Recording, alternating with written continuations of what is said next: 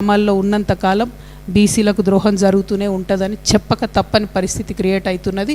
Congress party ఇప్పటికన్నా అర్థం చేసుకోవాలి, మేల్కోవాలి. అవకాశం ఉంటే ఎన్నికలు పోస్ట్పోన్ చేయాలి. ఈ రిజర్వేషన్ ప్రొసీజర్ అంతా కూడా రీవర్క్ చేయాలని చెప్పి కూడా నేను స్టేట్ ఎలక్షన్ కమిషన్ కూడా డిమాండ్ చేస్తూ ఉన్నా. మా బీసీ సోదరులందరూ కూడా కోర్టులలో కేసు వేసిండ్రు.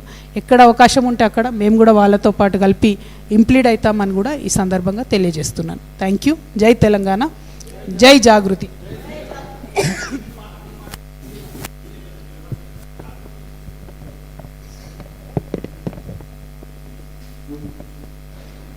సర్పంచ్ ఎన్నికలలో పార్టీలే లేవు కదన్న, బీసీలందరూ మా వాళ్ళే.